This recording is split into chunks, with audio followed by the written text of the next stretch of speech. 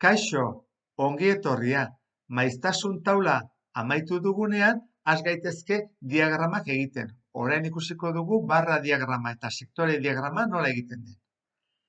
Hortarako jango gera txertatu, eta iristen geranean klikatuko dugu hor, eta hemen behan dago diagrama. Hor sakatu behar dugu. Agertzen zaigu hemen lauki zuzen bat. Eta lauki zuzen honek gure datuak estaltzen dizkigu. Orduan, kursorea gezia izan berrian bikoitza denean, hemen ikusten duzun bezala, jaitsi dezakegu. Eta hori emango dut eskubirago, hau ere bai, leku izateko. Eta hau adibidez berago. Eta hor, azalduko da gure diagrama.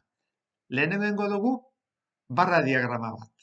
Hemen dago konfigurazioa eta personalizatu.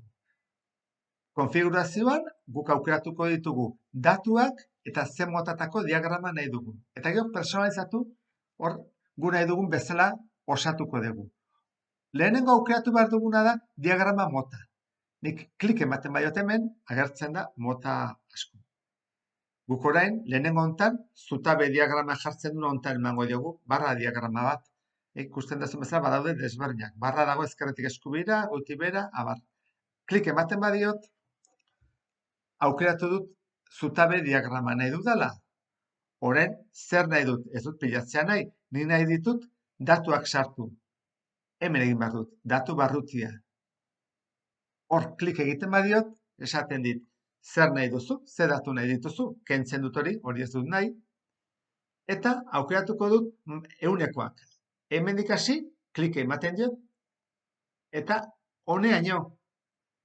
Zergatik 100 ez dut hartu hori delako batura. Horiek ez dira datuak, ez da maiztasuna. Hortik hasi, honeaino hartu, eta ados.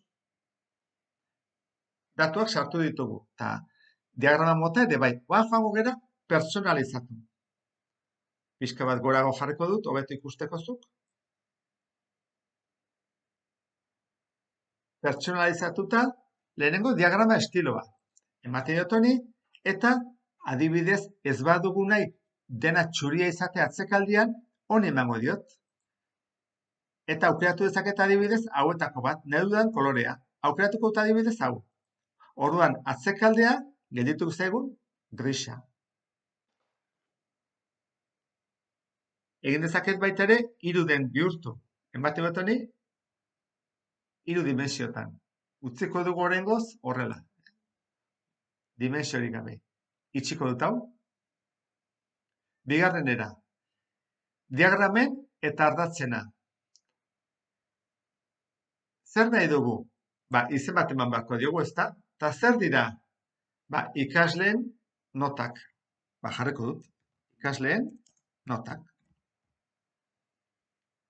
Eta gertzen zait, ezkerrean. Nahi badugu erdira eramatea, joango gineke honea, formatura. Klik ematen dut hemen, eta erdian agertzen da. Egin dezaket lodiagoa, eta etzana, edo ez etzana. Eta gero baita ere kolore aldatu daiteke, nahi dena. Adibidez, urrin ilun bat ematen diot. Ixten dut bigarrena. Pertsonalizatu honetan amaitzeko emango diogu seria. Serian kolore aldatu daiteke, utziko dugu oraingoz aldatu gabe, eta hemen datu etiketan jarri dezakegu guk aukeratutako zutabeen datuak barraren barruan. Ikusten duzun bezala hemen azaltzen dira ehunekoak. 120, 112, 104.